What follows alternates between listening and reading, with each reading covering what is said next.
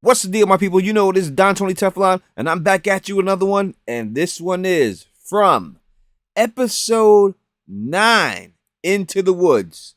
Shortest episode of the season, but clearly setting up for a big episode 10. In this video, I'll break down the whole episode.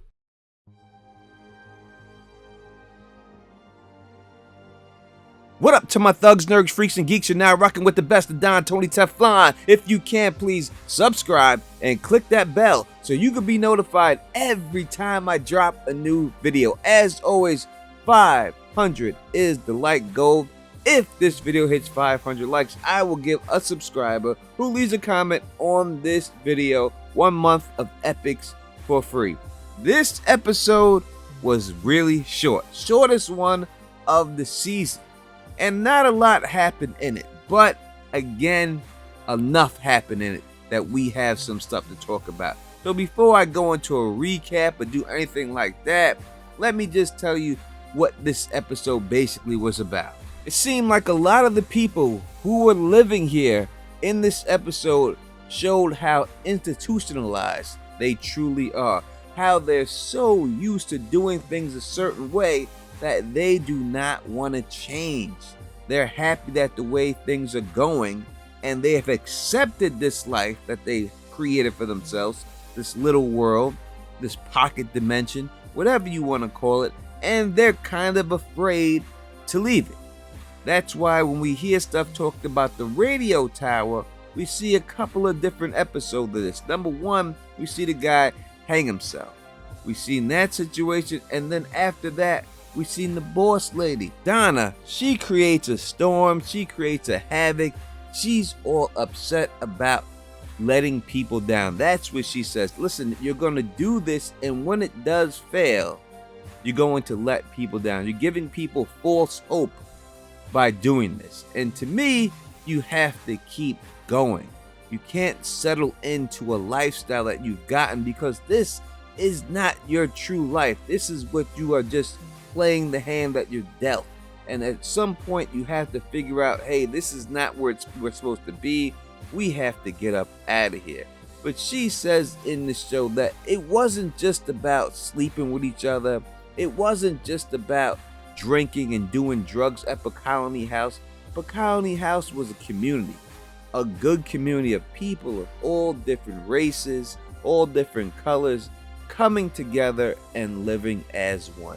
And that's what she's missing. That's what she thinks is going to break up if they do get this radio tower to work. So a lot of this episode focused on the institutionalized of these people and how damaged their psyches truly were. The next part of this episode, which is the main part of this episode, is what I've told you from the beginning. You can watch my videos, what are they, and proof that they are aliens. And this episode leaves no doubt that they're aliens, that they have been all abducted by aliens, and that is why they are in this position that they are. And that's what we see in this episode, and that's what they spell out. They even say it point blank in the episode. They have her say it to you right in the episode. So let's break this down. The thing you have to understand about TV shows is that there are no throwaway lines. When people say stuff, it's meant to mean something. Now, whether you catch it or not is something totally different. Now, let's listen to the line that Donna says in this clip. What do you want? I heard what happened. You okay? Not in my bathroom, the asshole hung himself in. Shouldn't you be out there rounding up supplies or building a spaceship or some shit?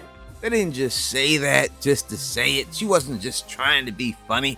That's the way they tried to play it off. But in reality, that's what's going on. You see, at the end of the episode, when we see Boyd and Sarah, and they do their whole trek through the woods, right? What's happening when they're in the tent?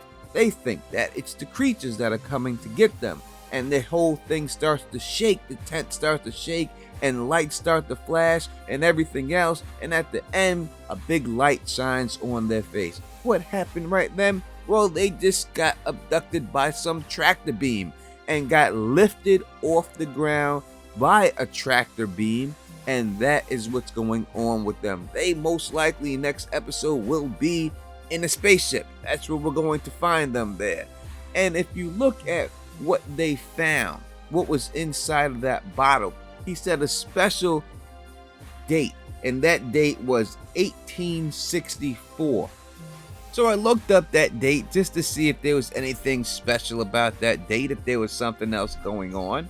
And when I did, I found this: The Real Cowboys and Aliens, Early American UFOs, 1800 to 1864. And in this book, they talk about early people in the United States who claim to have seen aliens during the 1800s to 1864.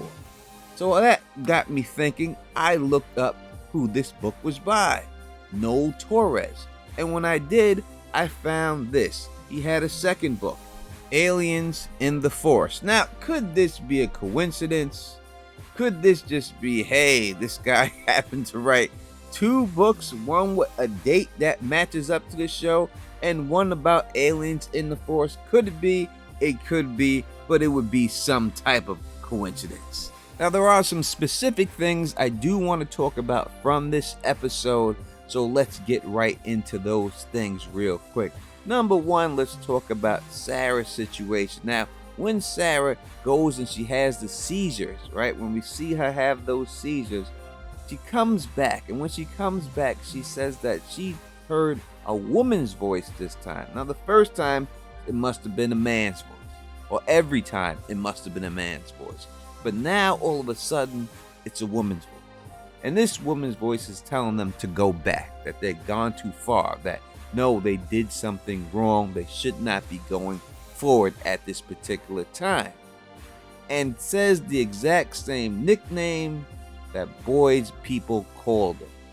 So Boyd's thinking, wait a second, how could that be? And then that's when everything jumps off. So this is either can be taken one or two ways. I think they want you to think that this has something to do with Boyd's wife, that this is Boyd's wife speaking to them from the grave. But I don't truly think that's what it is. I think it's just one of these creatures, one of these aliens that is specifically using a woman's voice because they know that Sarah's going to tell him, and when he hears this, that's what he's going to think. That's the way I think that played out, and that's why they did it that way. Because it seems like the aliens think they are getting too close at this particular time. You know, maybe they have something set up in the woods, and they use these creatures to scare these people from going out into woods and seeing exactly what they have set out there. That's what it seems like, and they were getting too close, and they were trying to drive them back into town, back where they were, and that didn't work.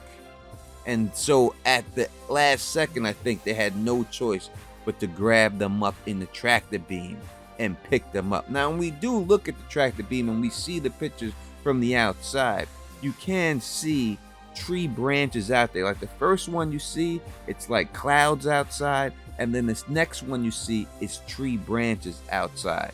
So whether they're in a ship or just getting pulled up in a ship or just being hovered in the air, we don't know, but that's what we see them right there. But the bright light shining on it, I mean, what else can it be but a UFO at this point? And I know a lot of people had a lot of theories about Norse gods and all these other things, and I told you from the beginning that those things never fit the bill. It just wasn't going to be that.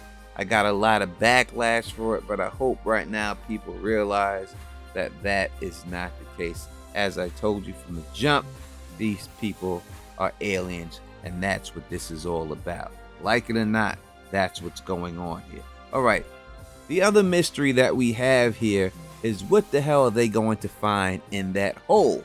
What are they digging up in that hole? So when we look at the vision that she got, we can kind of see exactly what's going on here. So she walks up the steps from the basement. All of a sudden, these steps turn into steps from like a tower, like she's going up all of a sudden. And when she goes around this tower, we can see the scene shifts. The first shift is she's outside. They show her outside. It's sunny out, and it stops. She has the same tank top on, but a different shirt over top of it in these clips. And then as she goes up these steps, and we see that there are holes from this tower, we see 3 items: a playing card and the 2 finger puppets that Ethan was playing with on their trip there right before they got into the accident with the RV. As she continues up the steps, she tells them to pick up your toys, that they all left them out there. She picks up the finger puppets and then continues up and kicks over a bottle. Now this bottle looks exactly like the bottle that Boyd found hanging in the tree. Now as she continues up the steps, she gets the last image that she gets, and that is of her husband hanging upside down by his feet, and then he comes back to life and screams at her, and then it goes right into them and the crash. Now this is the exact same nightmare that the doctor had when she fell asleep when she was helping Ethan when they first arrived. Now this is the picture that doesn't seem to fit the bill, because I don't remember there being a flashlight or someone dropping a flashlight at that particular time. So if you know what this picture is, let me know in the comment section. It looks like the father to me, but I just don't remember the scene. It's pretty early in the morning right now that I'm doing this. Everything surrounding her seems to deal with family, so I think it has to have something to do with her passed away son, which she's going to find at the bottom of this hole. I don't know if it's going to be his casket or something, but I think that's what it's going to be when it's all said and done. Now we did see some new pictures from Victor real quick, and the other storylines that we've seen in it truly weren't all that important this episode. Those were the 2 that they focused on. That's what we're going to find out in the season finale. I will do a video on all of Victor's pictures. I will drop that, I promise you that, this week, and I'm definitely going to be back on the live stream again. So you tell me in the comment section what you thought about this episode. Did you like it? Did you love it? Can't wait for the season finale. So sad that it's gonna be over. It just flew right by, and I think that's because they dropped all 3 first episodes in the first week, and that's why it seems shorter. But I can't wait for this episode to drop, this last one, but I don't want the season to end also. So I'm on the fence right there. Again, let me know how you feel in the comment section about anything I said, and make sure you join us for the live stream. So if you like the way I do this, please thumbs up this, spread this across the realm, and as always, subscribe. And until next time, you know who it is. Peace and stay sexy.